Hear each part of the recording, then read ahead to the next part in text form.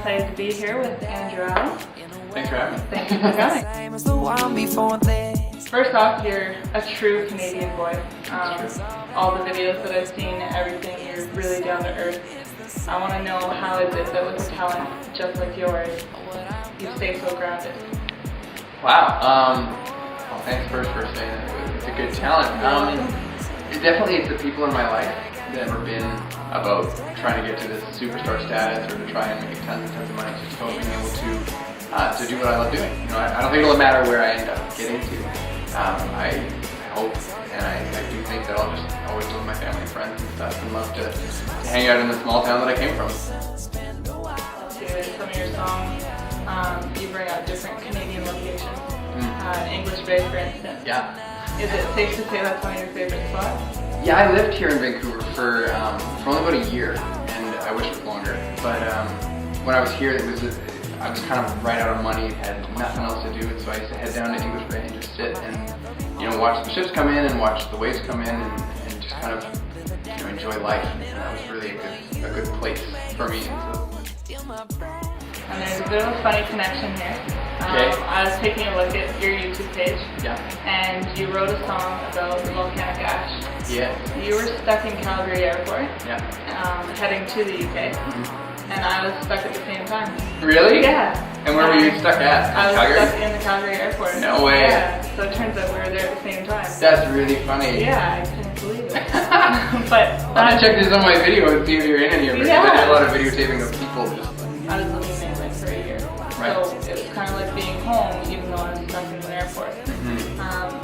But for you wanting to get somewhere to be on tour, what was the experience like? I felt bad for the people that had kind of, booked all the shows and were waiting for me to get there. A lot of people had, they would book babysitters and everything so that people could come out to the shows. And so I was just really anxious about getting there.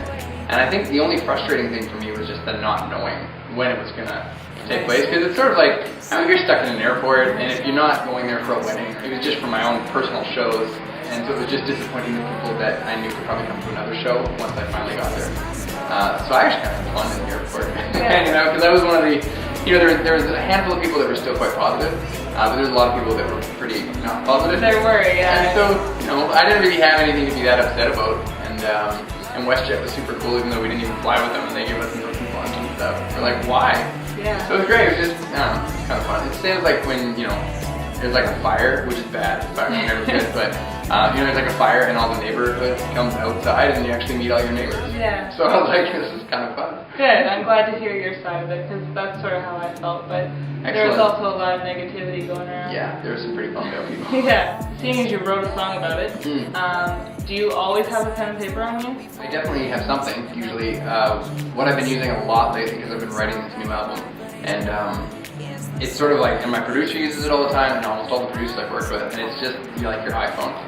And it's got that cool little voice memo thing on it, and you seriously just like press it and sing a little thing. Like I have tons of little tracks and little nuggets of songs. You won a number of awards, but you were also a finalist in the John Lennon songwriting competition. Yeah. How was that? I applied for it because I'd seen a few people how they were able to use it to benefit their career. And when I applied for it, I really didn't know if I would because there was so many great artists that were up for this award. And to be a finalist, they basically choose 4 finalists and then 1 out of that 4. It was just a real honor to be part of the competition. So, yeah, it was great. It was really cool. How do you choose what lyrics you're going to use and what lyrics you're not? Sometimes I'll just sit down with a guitar and I'll just start singing a song and it's done. Like it sounds so ridiculous, but that's honestly sometimes how they come out. Other times I'll come up with one idea and then it'll take months to come up with the rest of them. Or I'll sit down and I'll be, penning it and kind of looking at it and going like, this makes absolutely no sense.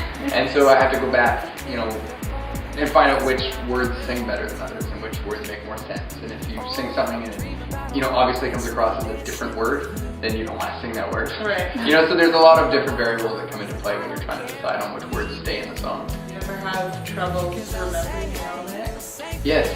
Yeah, every now and again I feel like I'm on Canadian Idol. Yeah. And the worst one is the song Not Loving You, okay. which was the first single that I released to radio. And I don't know what my problem is with that song.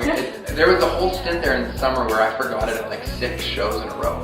And everybody was kind of waiting for me to forget it. And so I think I was like, kind of psyched out about it. And so everybody would just help me sing it. But then I just thought it's part of the show. They totally did, and I was like, There you go. this is not part of the show. I actually do not remember my words at all. Well, at least you can flow with it. Yeah. And I mean, I saw your cover of Hallelujah, which I think was amazing. Thanks. And even though you didn't know all the words to that one, Yeah. your charisma, it carries you through, and that says a lot, I think. Thanks very much. You're welcome. I'm surprised you saw that cover. It was like a 4 a.m. Really? jam session in the middle of the night. Yeah, it's pretty funny. It's so good. It's just, you can tell that you're filled with heart. And it makes me wonder, is this something you always knew that you could do? When I was like 5 years old, I was already piano. And there was always, you know, sort of an urge to follow the classical piano, to do this, to do that. And I ended up just starting to write when I was 10, 11 years old, just playing songs. My parents would say, oh, is that the song that you were, you know, learning? And I was like, well, not really. It's just kind of one I'm making up. And I always thought it just came naturally to everybody to write songs. Really? Yeah, and I just did because it's just so, it's just a part of how I communicate, how I get things off my chest, and how I experience the rest of the world. And so, as far as that, I think that I could be in a place where I get to perform in cool venues and hang out with great people. I don't know if I ever thought it would come to that, but maybe I did in a way, you know. Red wine buzz and taking it easy. Your new album, you're recording, you're going to be here for 6 weeks in total, right? Yeah, well, there's a 2-week delivery, but so I'll be here in 2 months for the total. And how's it going so far? It's going awesome. Yeah, it's I'm recording over at Wine Cellar Studios in North Vancouver with my producer Ryan Stewart. He's kind of credited with Carly Rae Jepsen stuff. He did some work with Carmen and Camille, and recently he helped this little guy win YTV's Next Star. Really? Yeah, the guy's I awesome. haven't, but it's awesome. I used to watch YTV all the time. See, you gotta get That's true. And so yeah, we've been just kind of locking ourselves in the studio, you know, 5-6 days a week, for 8 hours, 9 hours a day, just trying to like really, you know, hit it home and get a great record. And some of it was already written before I went into the studio, and other parts are being written as we speak. Really? So he's, you know, we'll track drums, and he'll work on editing the drums, and I'll go lock myself in another room and finish writing another part of the song and bring it back, and then we'll record that. It's just sort of this progressive process. I've never had to do it this way. Usually I'll, you know, have a full album worth of material, but this album has a bit of urgency on it to get done. And that's because you're under a huge record label now? Yeah, that was sort of a big push. I was going to go back into the studio anyways and do 5 more songs, and then sort of attach them to the 5-song EP that I already released, and then repackage it and re-release the whole thing. But then when this thing came with Epic, and I signed to them, then they said, oh, we're really excited and we want to you know, have a new album for the new year. And I was like, oh, a whole album, great, let's do it. Awesome. So yeah, so I've been working really, really hard to make sure that I write the songs that I feel best represent me. I have one more question for you. It's going to seem a little bit weird. Okay. I have a thing about socks. Most people judge people Oh no. by their cover. Yeah. I think you can tell a lot from a person's socks.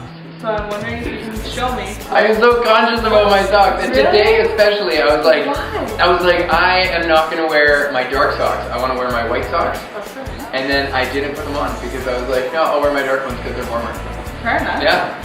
Like you would probably, yeah. They are dark. I know. They're like, these used to be my favorite socks in the world. They're made by a company called McGregor's, and they're called Happy Feet. And I actually wrote them 7 years ago asking if they would sponsor me because I love their socks so much. Really? And they said no, so I've never bought another pair. Oh. These are from like 7 years ago. See, that means a lot to me because I'm the type of person that I love striped socks. Huh? And Okay. I hold on to them until, you know, the hole's so big that There's you not just really a can't sock wear them. anymore. It's Yeah, kind of like an anklet. Yeah, it doesn't keep your feet warm anymore. What does it say about me? It says that you like comfort. Mm. You like your feet to be happy. It's true. It's very true. How can you perform without happy feet? You know what? I'm very specific about which socks I'm wearing before I perform on stage. I hate it when they like slink down and stuff. Yeah, I totally understand. And I don't even perform on stage, Yeah. so. There you go.